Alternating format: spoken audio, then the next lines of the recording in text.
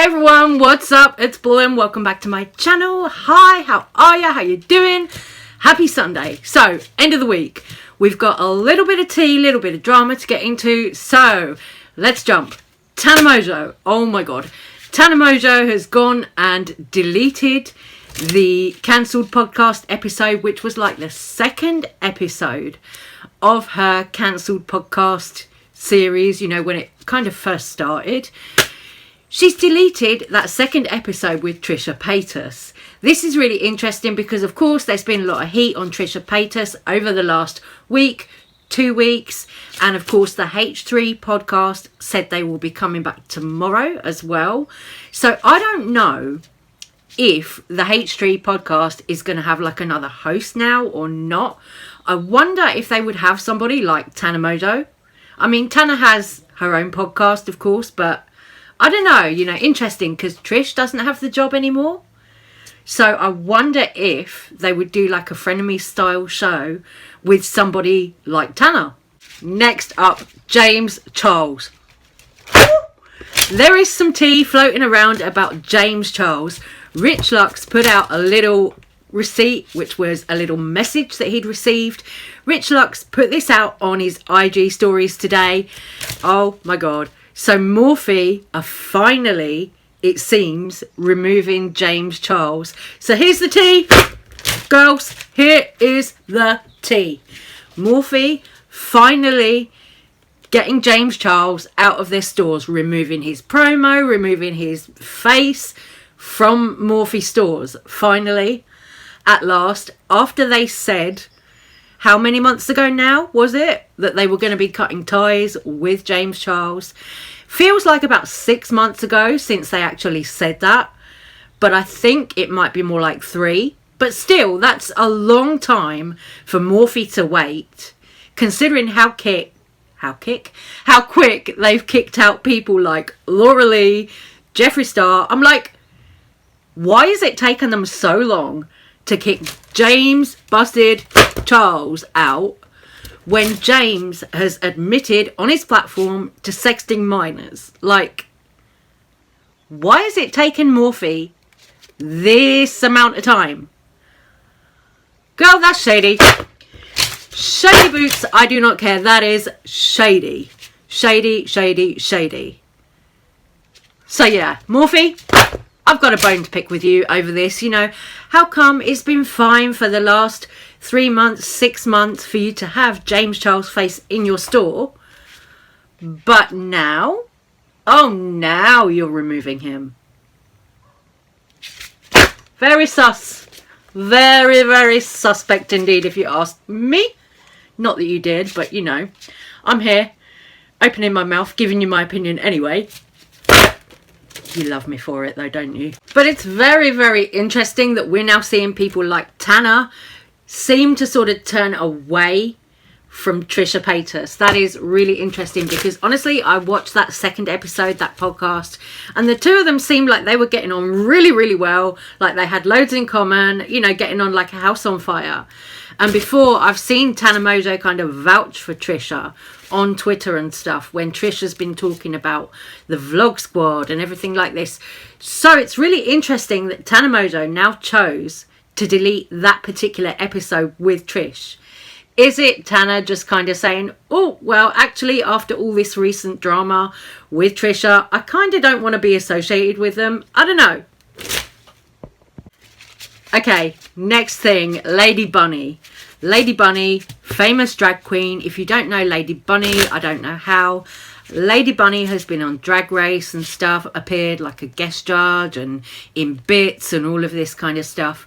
Well, Lady Bunny got a little bit shady boots and put out a statement on Facebook and Instagram about NIKKIE Tutorials going to the Met Gala wearing that dress that was a tribute to Marsha P. Johnson.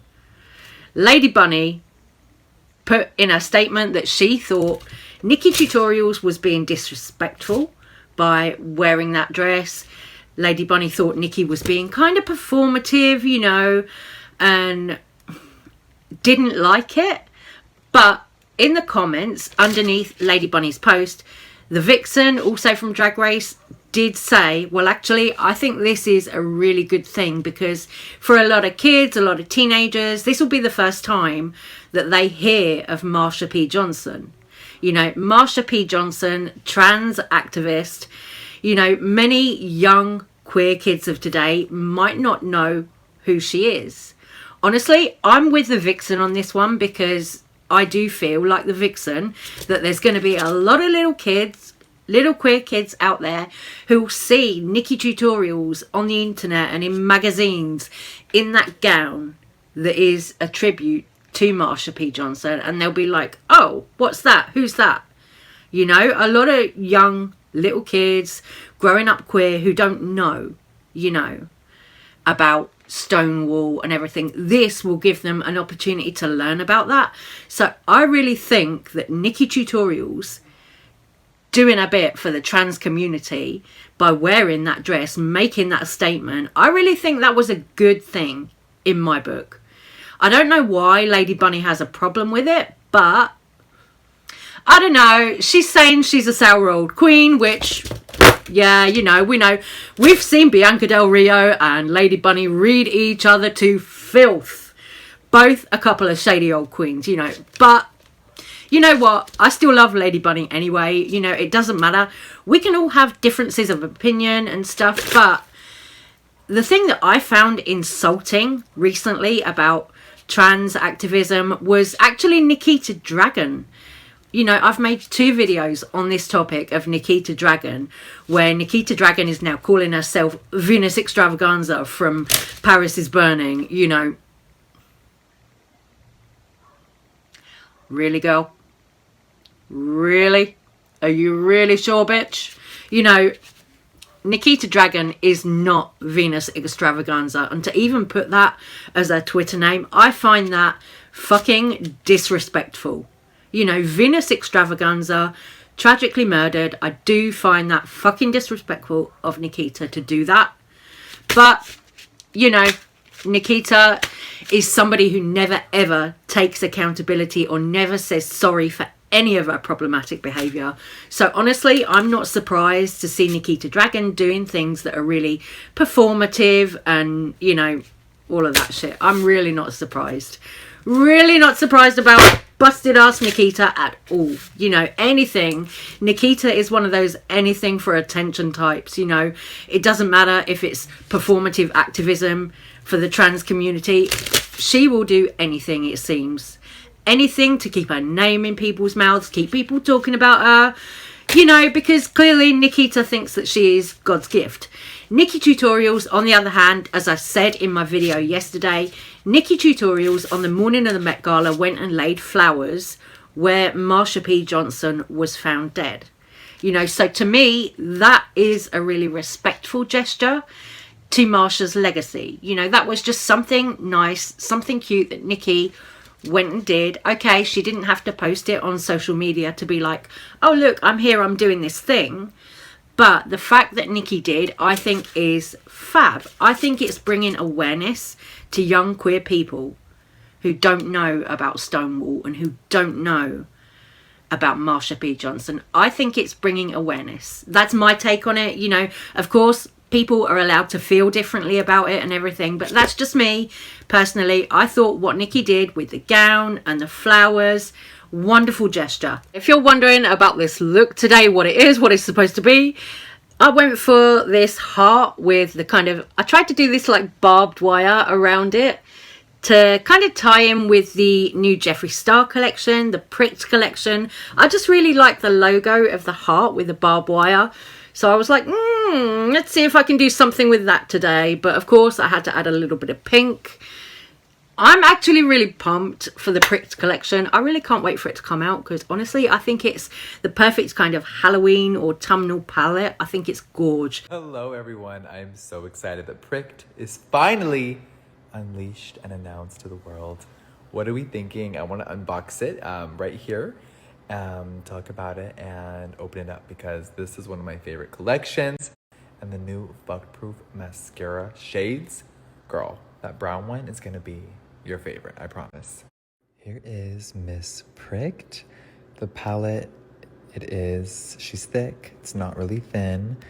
But here it is. And baby, it's so cool. Of course, it has a strap. It has the hardware. It also sits up. I don't think I really showed that in my video. Like, she's there, Miss Girl. Hi. Let's open her up. Oh, Glimmer of Hope is such a good shade. This might be one of my favorite palettes I've ever created. The tones are just unreal. And I can't wait for you guys to play with it. So many tones of orange. Look at Miss Fashion Whore. Ugh. I think Glimmer of Hope might be one of my favorite shadows I've ever created. Hi. Also, oh, I love this design. It came out so good. This is Miss Crystal Kumquat. So pretty. It's like liquid rose gold. Last thing for this video, Jaclyn Hill. Jaclyn the Hill, Jaclyn Shill, you know, all of those. Jaclyn Hill put out a tweet recently that was talking about crown brushes, copying her original Jaclyn Hill palette. Now, I'm sure all of you watching will probably know already about this because Morphe was actually supplied at one time by the brand Crown brushes. The little Morphe brushes, they used to have a C on them. So Crown private labeled brushes and eyeshadow palettes too for Morphe. So people at the time speculated, like when Jaclyn Hill's first Morphe palette was released, the formula was really, really good. Then it changed. So people did speculate about Jaclyn Hill's palette at the time. When it changed, the formula seemed to have like a change. People speculated that that was because Crown had taken their formula and this was now Morphe's formula with Jaclyn's palette rather than the Crown formula. So it's interesting that Jaclyn Hill put that out on Twitter thinking that nobody was going to clock it. Girl, nobody's going to clock you, Jaclyn. Oh, really? Oh, nobody's going to clock that tea. And this isn't even like new tea either. If you've been around the beauty space for a while, then you will probably already know all about this. All about Crown brushes, private labeling for Morphe. You've only got to Google it. But like, honestly, Jaclyn, I'm like, girl, what did you think you were doing with that tweet? You know, everybody knows, you know, it's not a secret. And even in that tweet that Jaclyn put out, people underneath commenting were like, girl, Crown brushes supplied Morphe. They used to private label for Morphe. Like, so people knew. And it was just funny to me. Jaclyn was like, oh, yeah, they copied my palette. How dare they? Oh, I can't believe they did this. Oh, the audacity, the stunts, the shenanigans. The audacity of them copying my palette. My original Morphe palette. And it's like, girl, when haven't we seen a palette that is neutrals with a little pop of blue? It's not exactly like the most original creative palette I've ever seen to start with. But like Morphe,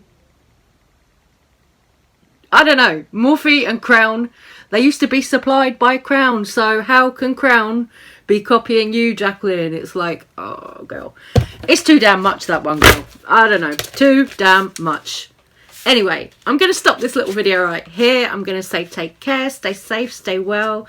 Love you guys. Thank you so much for watching. Let me know what you think about all this drama down in the comments below. Love ya. Stay safe, stay well, take care. Until the next time. Bye, guys.